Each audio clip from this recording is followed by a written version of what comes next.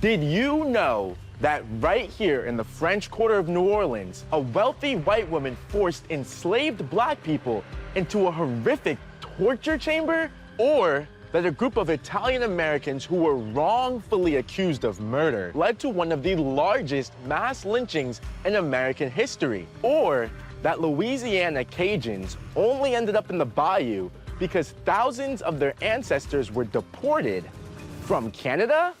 My name is Kahlil Greene, and I've spent thousands of hours researching and sharing creepy, crazy, and covered-up stories from American history. Stories that reveal shocking truths about how our country was formed.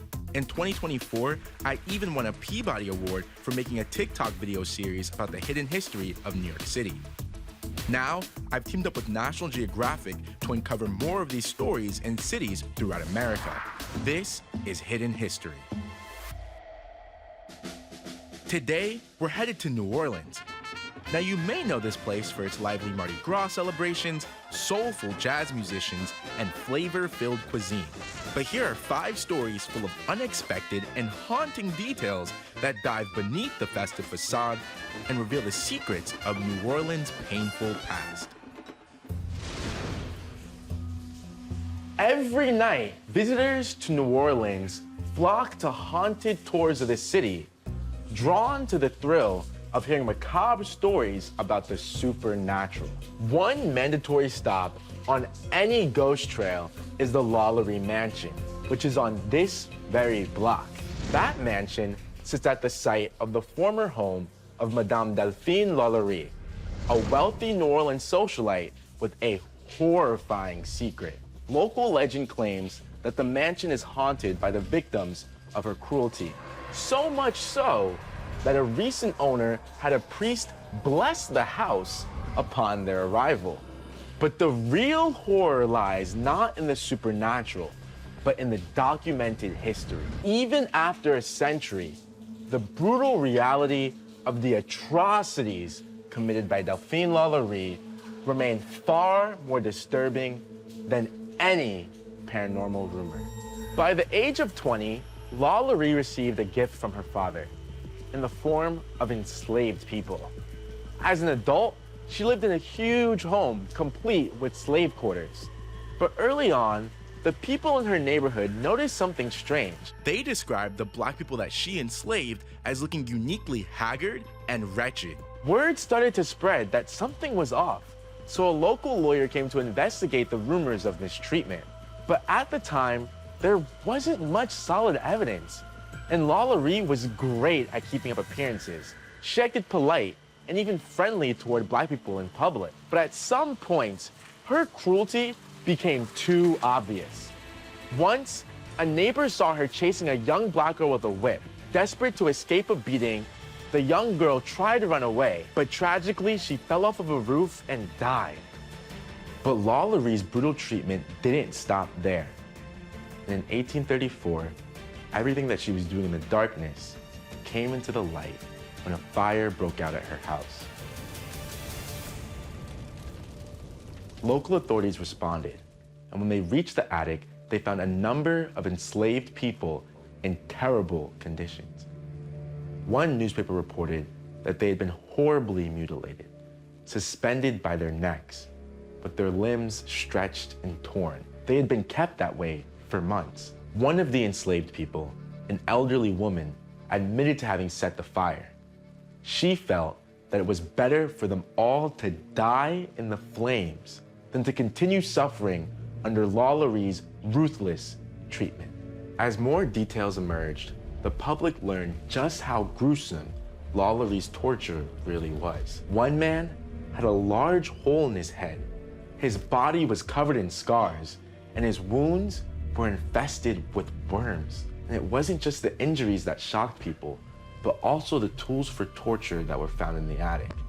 It was documented that there were, quote, pincers used for pain, iron collars with sharp points, and other tools designed for punishment that were too terrible to describe. When word of the horror spread, a furious mob destroyed what was left of LaLaurie's mansion. LaLaurie managed to escape, and very little is known about her life thereafter. But what is certain is that she never faced justice for the terrible acts that she committed. In fact, it's almost the opposite.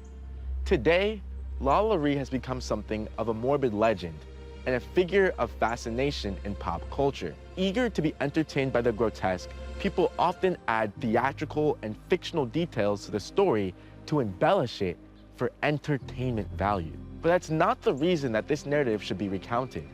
What's important to remember is that LaLaurie's actions were the outcome of a system of dehumanization that stripped countless individuals of their basic humanity. We must all approach narratives like this with empathy and respect for the victims, forcing ourselves to reflect on the very real human cost of slavery. In the late 1800s, thousands of Italians, mostly from Sicily, immigrated to New Orleans, and the city grew to have the largest Italian immigrant population in the southern United States. Italian immigrants, with their distinct language and customs, often became the targets of discrimination and suspicion. They were accused of taking American jobs, and although most Italian Americans today define themselves as racially white, back then, pseudoscientific ideas claimed that because of their tanner skin, people from around the Mediterranean were racially inferior to those from Northern Europe. Tensions rose, and one violent event triggered an explosion of hate against the newly arrived immigrants. What happened next was an incident that was so shocking that it caused international outrage and even had people concerned that Italy and the United States might go to war. In October of 1890, Police Chief David Hennessy was walking home when a group of unknown assailants ambushed him, gunning him down at the intersection of Loyola Avenue and Basin Street. As he lay dying out, it's reported that a friend asked him who was responsible. Bleeding out, Hennessy pointed to the Italian-American community, referring to them with a slur. What happened next was nothing short of a witch hunt. Anyone who was Italian or who even looked Italian was rounded up in a frenzy. Eventually, 19 suspects were arrested and thrown into parish prison, including a boy as young as 14 years old. It didn't take too long to find out that in actuality, there was no solid evidence against the Italian men that were accused of the murder. Out of the 9 that went to trial, 6 were found innocent and 3 went to mistrial. Despite this, they were still put in jail and left vulnerable to a city that was outraged by the acquittals. Many of the residents of New Orleans called for vigilante violence and a public execution to make up for what they perceived as a failure of the justice system. On March 14th, 1891, a mob of thousands, including future mayors and governors, surrounded the prison. A smaller group broke inside and shot 11 of the men. As the corpses were taken outside, the mob cheered. Some of the bodies were hanged and others were torn apart and mutilated. Finally, the crowd took souvenirs from the remains. Shockingly, newspapers didn't condemn the violence, but instead justified it. The Washington Post called the lynching a work of vengeance, and another newspaper said that the mob had avenged the murder of Chief Hennessy. The lynching of Italians in New Orleans sent shockwaves across the Italian diaspora and caused serious international consequences. Italy demanded justice, and when none was served, they cut off diplomatic ties with the United States by withdrawing their ambassador. The United States retaliated in a similar way, withdrawing our own ambassador from Italy. Under mounting pressure to respond, President Benjamin Harrison finally called the lynching deplorable. And in 1892, to mend relations between the two countries, the United States government paid the families of the victims $25,000 in reparations. But it's important to note that this sort of compensation was never given to the black victims of lynchings in the South. Furthermore, President Harrison established Columbus Day to symbolize his support for the Italian-American community. He was long celebrated as a hero by Italian immigrants because of his roots in what is now Italy and because of his journey across the Atlantic into the Americas. The 1891 massacre of Italian Americans remains relatively unknown in American history. While over 100 years later, this tragic event serves as a reminder of how deadly anti-immigrant rhetoric can be, and of the challenges faced by those who wish to become a part of this country. Not every city has its own type of magic, but New Orleans definitely does. From the restaurants playing up voodoo themes to the gift shops lined with good luck charms and voodoo dolls, this city has long cashed in on turning voodoo into a major tourist attraction. But this commercialized version overshadows the reality. New Orleans voodoo is a faith based in resilience that's been carried over the long and terrible journey across the Atlantic Ocean during the slave trade. It's rooted in deep spiritual practices that have long driven Black liberation and empowered Black communities. And very, very importantly, voodoo has survived multiple attempts at suppression and erasure from the very city that profits from it today. But first, let's start out with some quick clarifications. Generally speaking, New Orleans voodoo is a distinct yet related practice to other traditions thought of as voodoo, most famously Haitian Vodou. Both derive from West African spirituality and religion from areas like the modern-day country of Benin. Their belief system was called Vodou and heavily emphasized ritualistic ceremonies, active communication with spirits, and the veneration of ancestors. As enslaved Africans arrived in the New World, they kept the memory of these traditions alive. Those older West African practices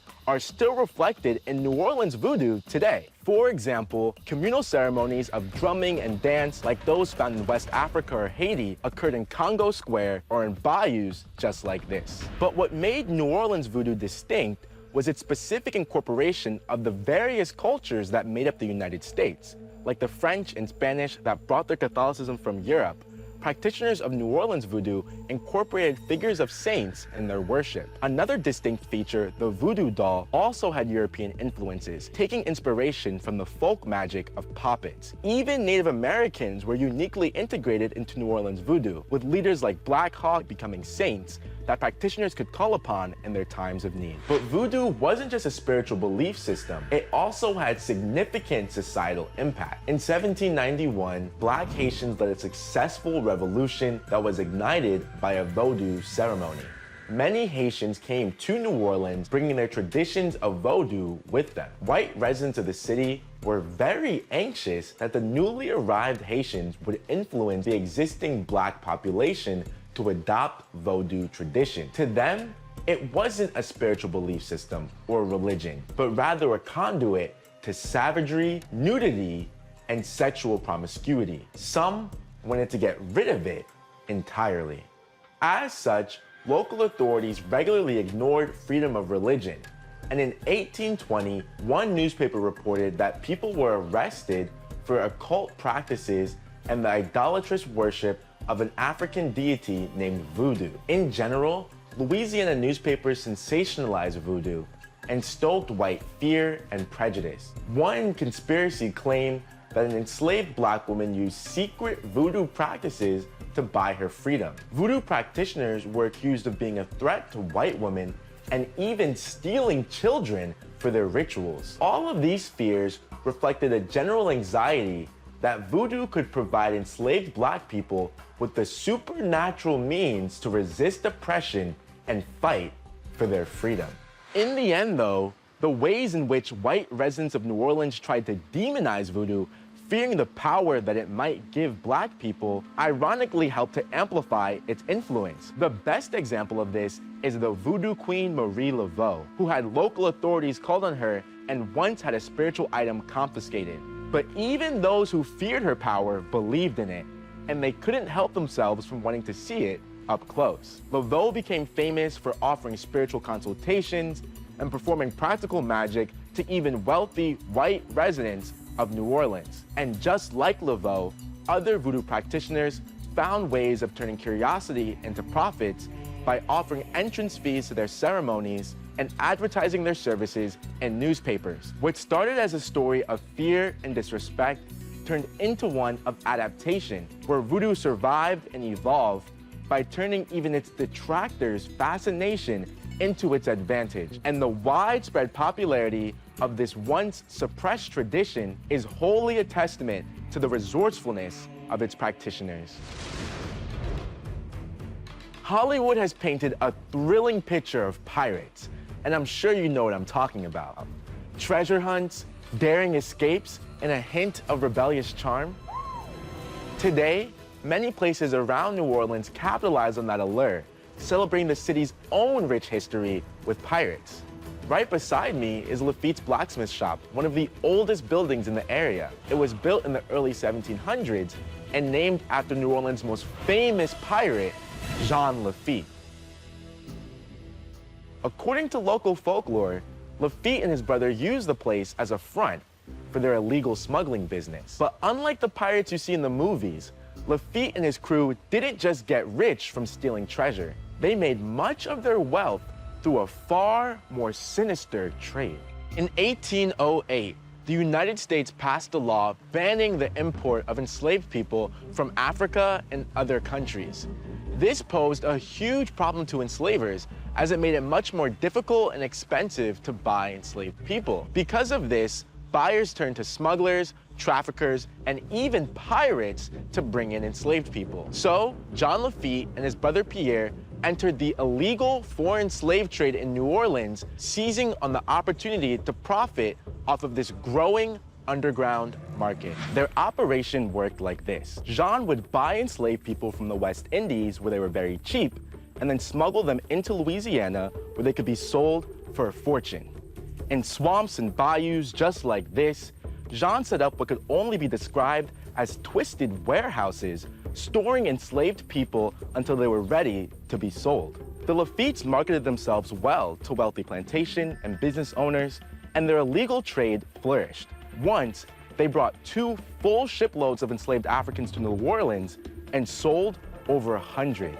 Jean continued to pursue profits, treating human lives as mere commodities, their value only measured in gold. There's often a large gap when people tell the story of Jean Lafitte. They best remember him for his transformation from pirate to patriot during the War of 1812. At that time, Lafitte offered General Andrew Jackson much-needed help in exchange for a pardon for him and his crew. Jackson agreed, and during the Battle of New Orleans, Lafitte fought for the United States. Today, Lafitte has a street, a town, a bayou, many buildings, and even a national park named after him, cementing his status as a national hero. But Lafitte's role as a privateer was intrinsically linked to the slave trade, and his elevation to hero status raises uncomfortable questions about historical narratives and the selective amnesia that they often employ. From the spice of crawfish boils to the costumed horseback rides of the Courrier de Mardi Gras, Cajun culture is bursting in rich traditions. And although the Cajun people have had a massive influence on the city of New Orleans, the heart of this community lies in the swampy, buggy bayous of southern Louisiana, like where I am right now. The term Cajun is actually derived from the word Acadian, which refers to the French-speaking ancestors of the Cajun people who settled in a region known as Acadia in what is now Nova Scotia in Canada. But with over 2,000 miles separating the swampy south of Louisiana from the northern forests of Nova Scotia, one might wonder how the Acadians even ended up here. The answer lies in a dark chapter in history, when the Acadians were forced from their homes, leading some of them on the path to become the Cajuns that we all know today. In the early 17th century, a group of French settlers arrived in the picturesque region of Acadia and built a thriving community rooted in their French traditions and Catholic faith. But as the British and French empires clashed in a series of wars to dominate North America, the Acadians found themselves in a precarious position. Caught between their loyalty to their French heritage and growing pressure from the British to pledge allegiance to the crown, the Acadians attempted to remain neutral, to solidify their control over the region and eliminate any perceived threat. In 1755, the British embarked on a deadly campaign of forced removal. The expulsion occurred in a succession of sinister campaigns. The British used deception to trick and expel the Acadians, separating and scattering hundreds of families. In one instance, British soldiers lured Acadian men into a church and imprisoned them there while rounding up the women and children to prepare them for exile. One Acadian leader tried to escape to the woods, but his family were hunted down and tortured by British troops. They killed one of his daughters and 3 of his grandchildren in front of him for his refusal to side with the Empire.